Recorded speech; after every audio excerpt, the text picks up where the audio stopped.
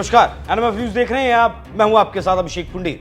पाकिस्तान ने जिस पीओके पर कब्जा कर रखा है वो जमीन अब भारत के हिस्से में आने वाली है, क्योंकि वो हिस्सा भारत का था, है और रहेगा। ऐसा मैं क्यों कह रहा हूं वो भी आपको बताऊंगा, लेकिन पहले आप ये समझ लीजिए कि पीओके का भारत में विलय होने का वक्त लगभग तय हो चुका है और वक्त वो नजदीक है जब पीओके को भारत में मिला लिया जाएगा। देश के गृह मंत्री अमित शाह ने संसद में कहा कि पाक अधिकृत कश्मीर की 24 सीटों को आरक्षित रखा गया है, क्योंकि हम अभी भी ये मानते हैं कि जिसको जो बोलना है वो बोले। इस सदन में बोला हुआ हर शब्द इतिहास बनता है। आज फिर से कहना चाहता हूं कि पीओके भारत का है, हमारा है और हमसे इसे कोई नहीं छीन सकता। इस बात को सुनकर तो यही कहा जा सकता है कि भारत ने तैयारी पूरी कर ली है। पहले गृह मंत्री का सदन में दिया गया वो बयान सुनिए। और पाक ऑक्यूपाई कश्मीर की 24 सीटों को आरक्षित रखा गया है, क्योंकि हम अभी भी मानते हैं, कोई जिसको जो बोलना है वो बोले।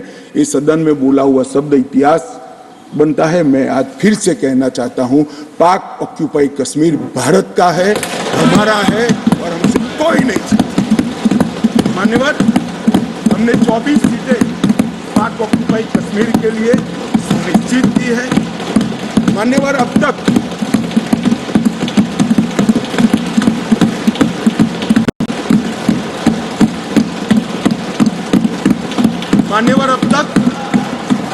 SC ST की सीटों में बड़ी विसंगतताएं भी थी और जो दिग्विजय की कहते थे संवेदनशील अप्रोच होना चाहिए, संवेदनशीलता होनी चाहिए।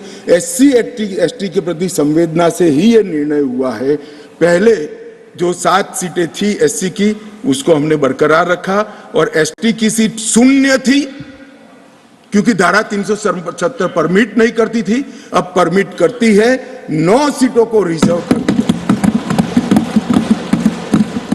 अमित शाह का यह बयान इस बात का सबूत है कि भारत सरकार पीओके को वापस लेने के लिए अटल है, अड़िग है। पीओके सिर्फ जमीन का एक टुकड़ा नहीं जिसे पाकिस्तान ने दगाबाजी से हथिया लिया था, बल्कि पीओके में भारत के प्राण हैं। पीओके को वापस लेना भारत के लिए प्रतिष्ठा का सवाल नहीं, बल्कि पीओके भारत का अभिन्न अंग है, क्योंकि जम्मू कश्मीर का कायाकल्प करने के लिए वो एक अहम बिल लेकर आए हैं जिसे राज्यसभा में पेश किया गया।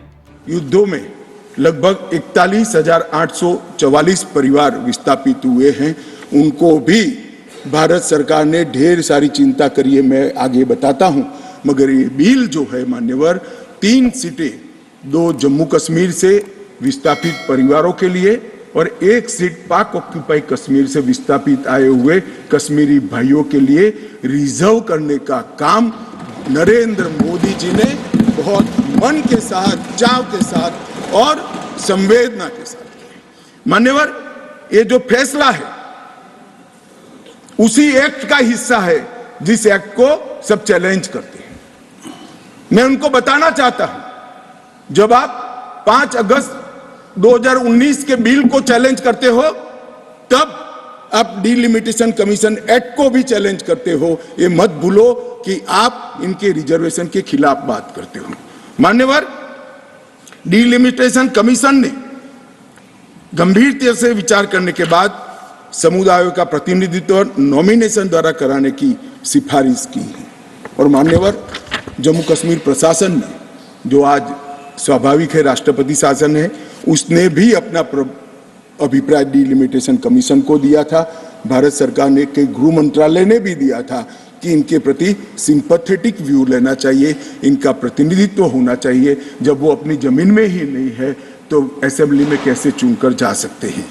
मान्यवर, और ये आदेश उन्होंने प्रकाशित किया था, जिसको आज कानूनी जामा पहनाकर मैं ये बिल को लेकर उपस्थित हुआ हूं। मान्यवर, ये जो डिलिमिटेशन कमीशन ने और भी कई फैसले किए हैं, मैं जरा सदन के सामने पूर्व की स्थिति और अभी की स्थिति बताना चाहता हूं। पूर्व में जम्मू में सिर्फ 37 सीट थी, 37 सीट थी। अब नए डिलिमिटेशन कमीशन ने 37 से बढ़ाकर 43 सीट जम्मू क्षेत्र में बनाने का काम।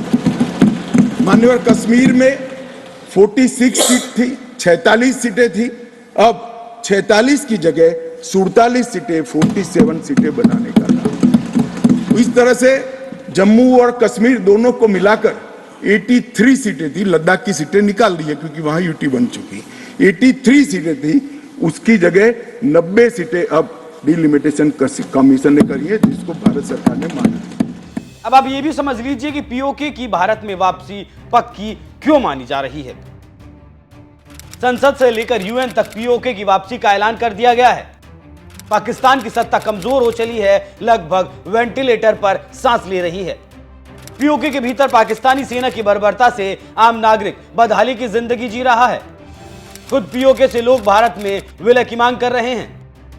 वेंटिलेटर पर पड़े पाकिस्तान को किसी देश का साथ नहीं मिल रहा, और यही भारत का वो प्लान है जिसे पूरा पाकिस्तान सन्नाटे में है, क्योंकि पाकिस्तान उस हाल में नहीं है कि वो भारत के साथ युद्ध का बिगुल फूंक सके। और इसका कारण यह है कि पाकिस्तान की अर्थव्यवस्था स्ट्रेचर पर है और पाकिस्तान की सरकार व्हील चेयर पर। धारा 370 हटने के बाद पाकिस्तान के नेताओं के जो बयान सामने आ रहे हैं, उनसे उनकी झटपटाहट और बौखलाहट को साफ देखा जा सकता है। देश के गृह मंत्री ने साफ संकेत दे दिया है कि भारत का अगला मिशन पीओके ही है और वो उसे पूरा करके ही दम लेंगे। लेकिन जैसे कि देश के गृह मंत्री ने कहा है कि वो पीओके वापस लेकर रहेंगे, उस पर आपकी क्या राय है? अपनी राय हमें कमेंट कर जरूर बताएं। नमस्कार। और पाक ऑक्यूपाई कश्मीर की 24 सीटों को आरक्षित रखा गया है, क्योंकि हम अभी भी मानते हैं, कोई जिसको जो बोलना है वो बोले। इस सदन में बोला हुआ शब्द इतिहास बनता है। मैं आज फिर से कहना चाहता हूं, पाक ऑक्यूपाई कश्मीर भारत का है, हमारा है, और हमसे कोई नहीं छीन। मान्यवर, हमने 24 सीटें पाक ऑक्यूपाई कश्मीर के लिए सुनिश्चित की है। मान्यवर, अब तक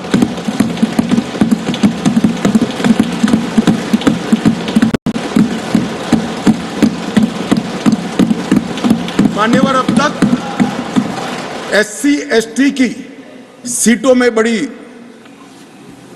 विसंगतताएं भी थी, और जो दिग्विजय की कहते थे संवेदनशील अप्रोच होना चाहिए, संवेदनशीलता होनी चाहिए। एससी एसटी के प्रति संवेदना से ही यह निर्णय हुआ है। पहले जो 7 सीटें थी एससी की, उसको हमने बरकरार रखा, और एसटी की सीट शून्य थी, क्योंकि धारा 370 परमिट नहीं करती थी, अब परमिट करती है। 9 सीटों को रिजर्व कर